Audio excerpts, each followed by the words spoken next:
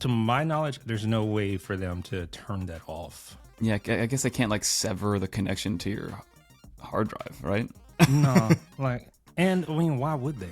Like that, Yeah. especially all the pressure they're under from antitrust stuff. Like that, they're not going to do that. Yeah, between antitrust, repairability, it would just be a bad PR stunt if they started to like.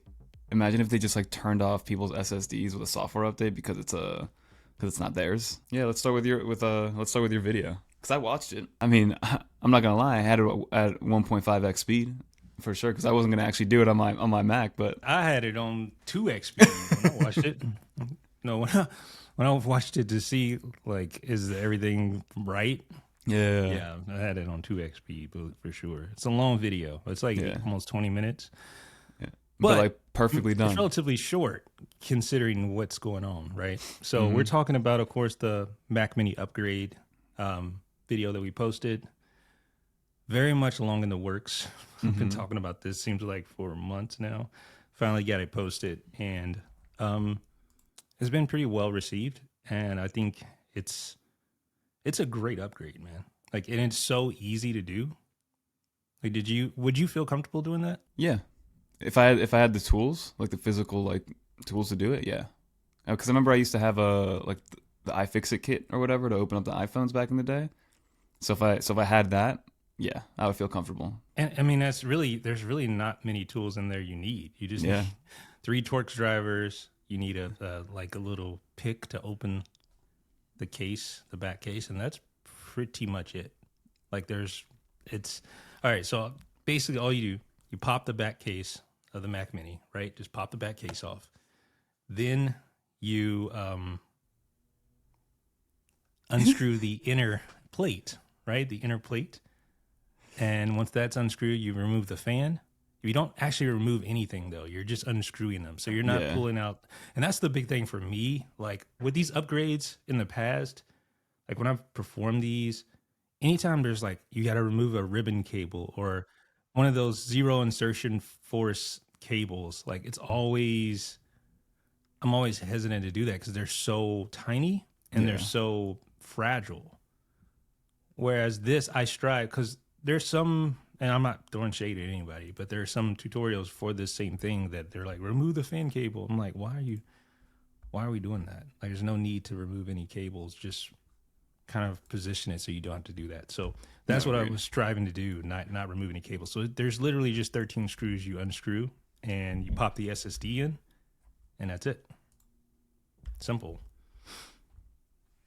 I mean, and it looked easy. It looked, even from a software perspective, it didn't look that hard as long as you follow the steps. And like I said, it was a really well done video, and it doesn't seem, it's not going to void the warranty. People seem to be freaking out in the comments. You've had a lot of good, a lot of positive for sure, but some of the people were saying that it's going to void your warranty, or what if Apple patches it, or what if something happens? Like we said, I just really don't think that's going to happen. So, okay. There is some merit to saying this is going to void your warranty. The example that I bring up is if you do something really stupid, like you open the case and you have your water bottle next to it and you spill water in the Mac Mini. Obviously, your warranty, they're going to find that, right? Yeah. That there's been water damage. Or if you short circuit something, you touch a piece of metal to something in the case or on the PCB on the board that shouldn't be touched. Yes, you'll void your warranty. Or if you break something as you're trying to do this, obviously. But if you follow the steps, how's it going to avoid your warranty? Like, you still have the original SSD. All you do is just put the original back in there. Like, if you just do the steps, like if you're confident in your skills of using a screwdriver, then I don't think it's going to void your warranty. I'm not a lawyer, so take that for what it's worth. But I mean, like, what can they? Sure. So in what scenario would you see this like being a warranty issue? Me personally, I mean, the only way that it would void your warranty is if you go and try to return it with the new SSD that you put in there, or like you go to try to get it fixed because something happened to the SSD that you put in there, a third party one. Otherwise, like you said, if you put it back correctly, put all the screws back to where they were, and you're not burning anything or water damaging anything, they should take it back relatively easy. Especially, like a normal, not to downplay anybody, but a normal Apple employee, they're not gonna like open it up and check even. They're probably gonna plug it in. They're gonna see that it's the right SSD to whatever diagnostic kind of services they have at an Apple store, and then you'll be good to go from a warranty and like returnability standpoint. If that's even a word. So I think Yeah. you'd be good.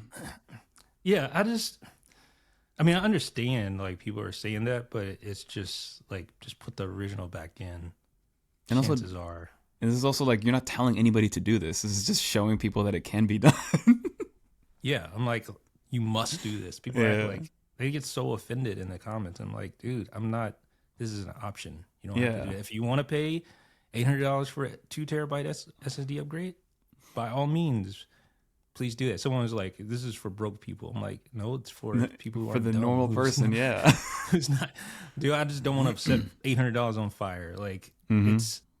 it's crazy. Like, and that's another discussion, really. Okay, so here's one argument to Talk to this thing, and that is that this SSD isn't reliable, and there is some valid merit to that. Mm-hmm. Like, I've dealt with compared it to with pretty poorly made SSDs in the past, albeit external SSDs. But yeah, you usually pay a premium for the better product because I've used some cheap ones that end up pooping out on me.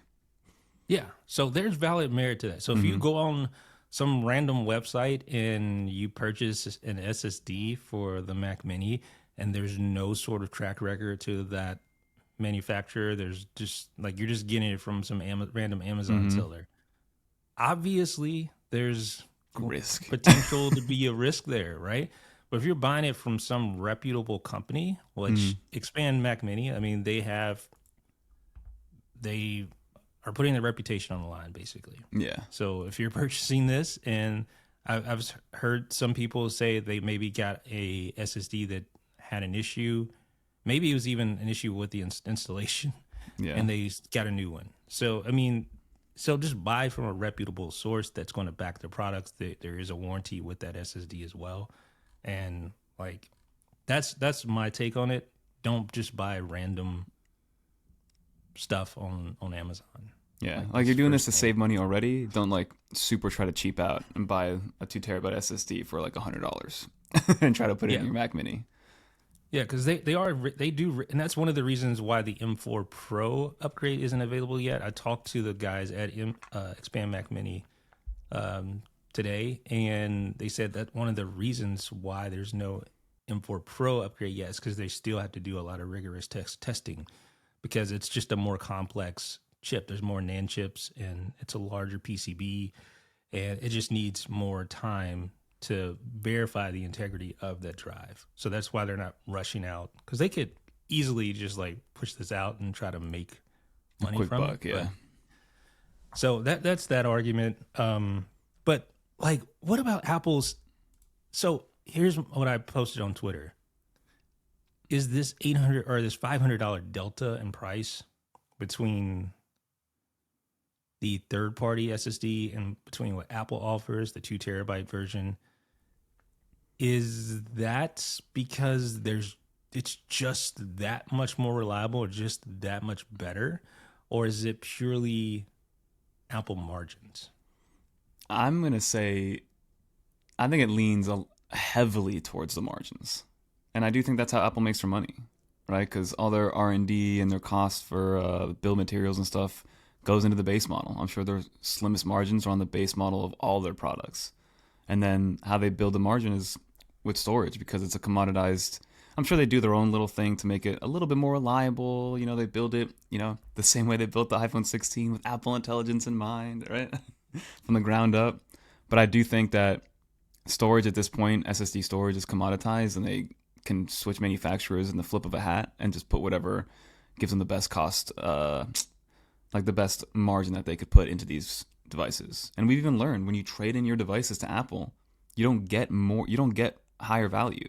And if you do, it's very, very minimal. When you trade in a fully loaded Mac Mini, you get basically the same exact price as an entry-level Mac Mini.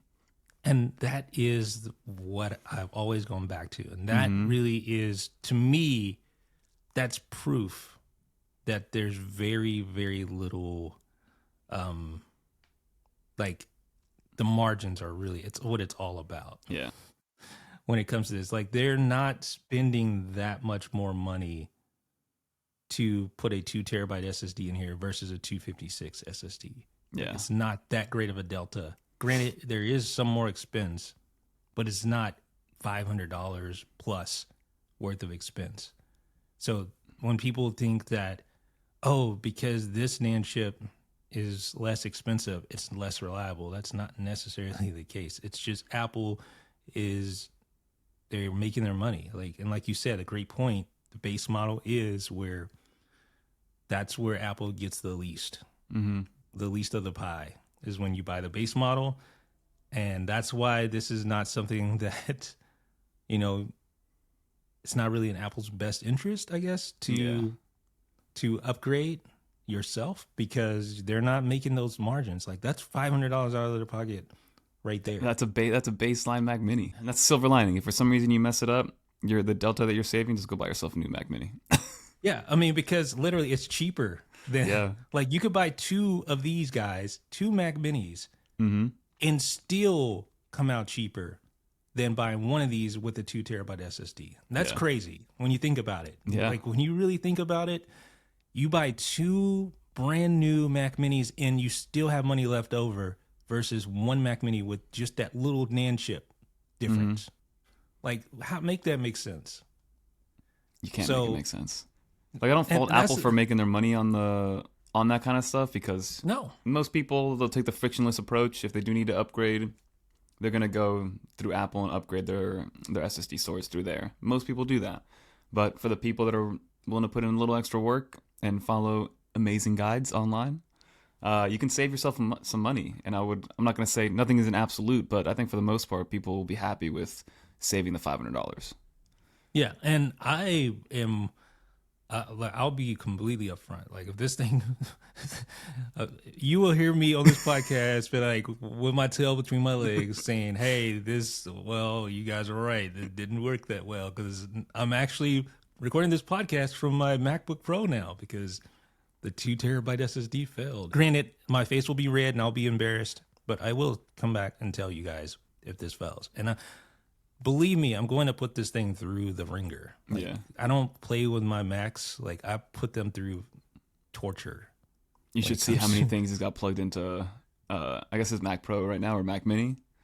There's a reason why he's got OWC or CalDigit Thunderbolt 5 port, or Thunderbolt 5 hubs plugged in all over the place. And it's like, I push these machines. Like, and that's the thing about the Mac Mini that makes this such an incredible thing, is because, like, really the only thing, you can make an argument that it needs more RAM, and that's true. And that's another benefit of going this route, is because you can put that money into the upgrade that really matters. Because the upgrade that really matters on a Mac is the memory. I agree. Because you can't upgrade that memory. You can't upgrade the memory externally. You can't upgrade the memory internally. With the Mac, you can at least, with the SSD, you can at least say, okay, you can make the argument, I'm not upgrading the internal SSD. I'll just plug in a USB-C SSD and go that route. Okay. Perfectly fine. Oh. Yeah. That's always a definite perfect approach. You can even, so that right there is a perfect argument for not upgrading the SSD internally, right? But for the RAM, you can't, or for the memory, you can't do that at all. So to me, the money is better spent not on the SSD, but on the memory, but that even being said, the base model Mac Mini, like, I'm editing like that full video. I'm editing videos on these devices. Like, it's impressive with no problem, with lots of effects. Sure. And really not running into many bottlenecks. Tons of apps open. It's just a really amazing machine. Now, here's the thing. Go ahead. Go ahead. You had a thought. And I do have a thought. Just to play the devil's advocate here a little bit, because you did teach me a little while ago that on Mac OS, you can use an external SSD and load your apps into here. So even your applications aren't on Mac OS. They're just on your hard drive.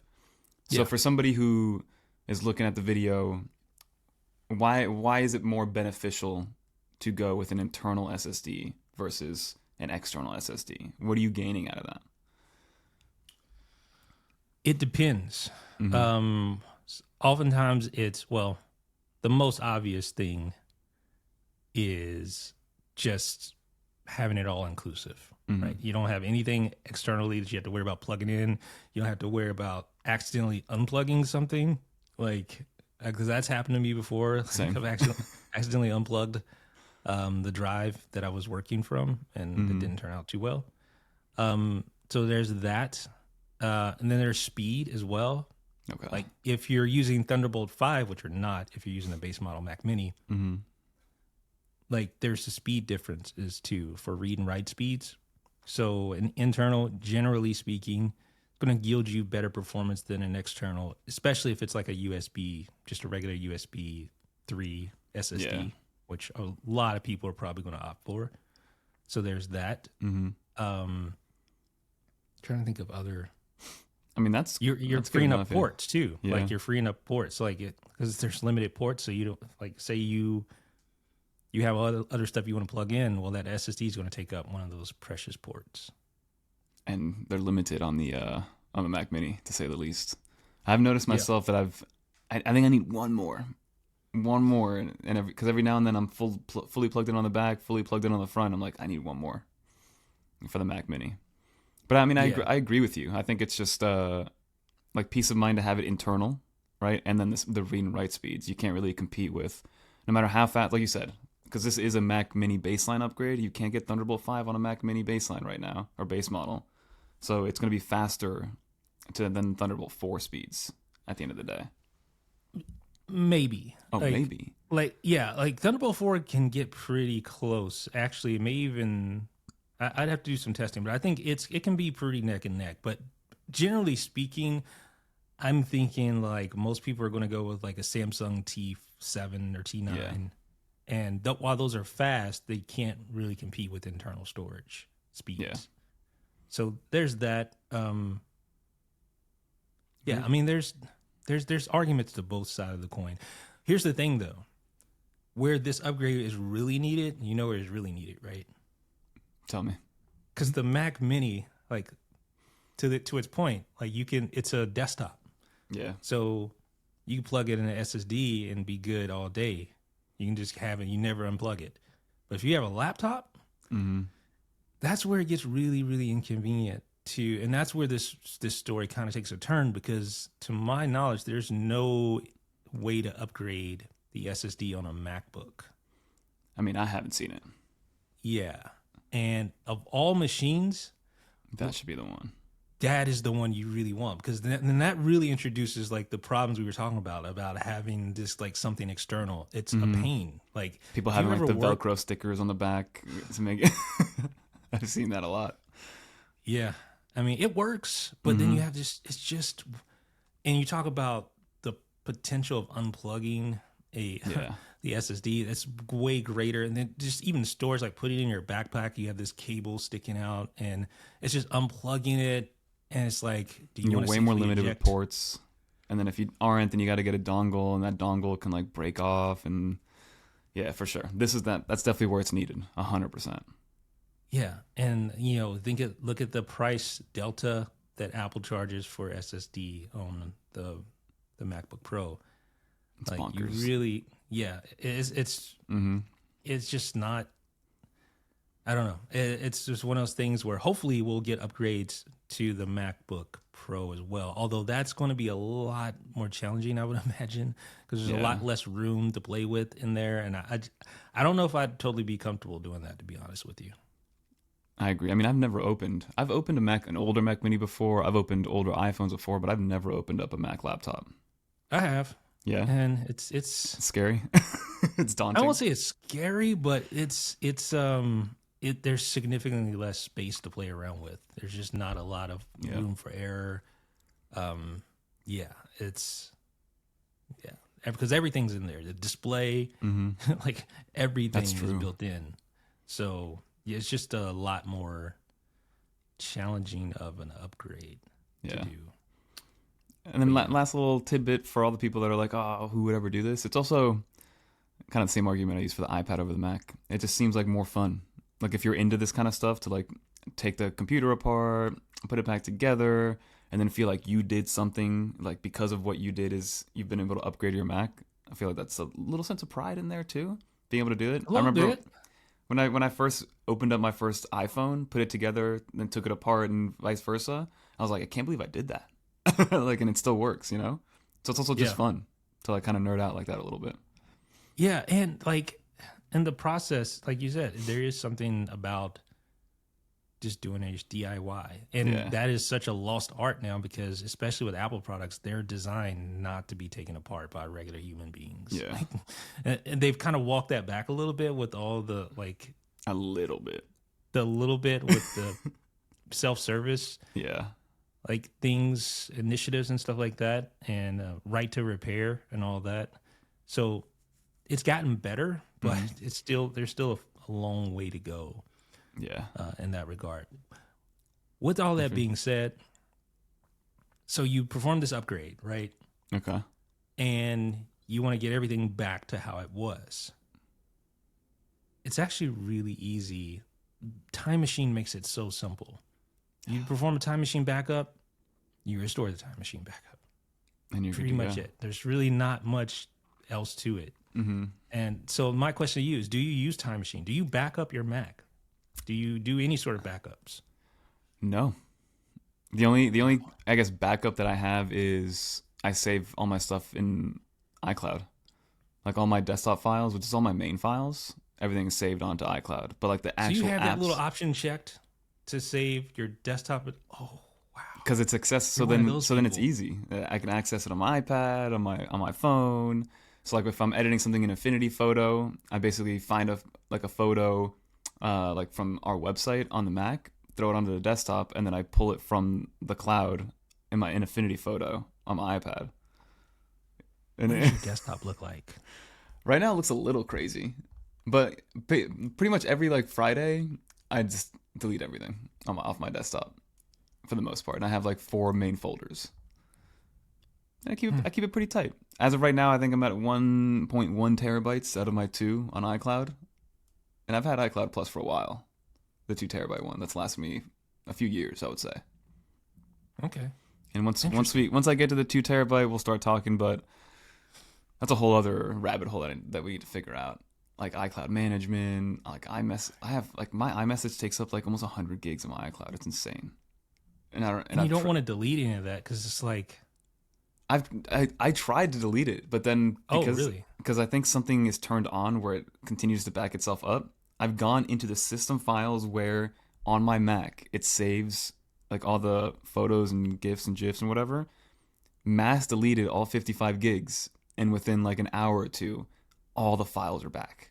Oh yeah, you have backups on. So, and I'm like, oh, this is for another day. That's a crazy side tangent because I think iCloud is still a mystery. So, that's another thing. What can we do? That's funny. Well, that was a show. Stay tuned for next episode. We're going to talk about some cool accessibility features, unless I get distracted and talk about something else. Then we won't do that. So, now let's do it. All right, everybody. All right, thanks so much for watching. Like, comment, subscribe, rate, 5 stars, all the podcast providers. You know it. Yeah. You know it. We'll talk later. We'll see you next time. Deuces.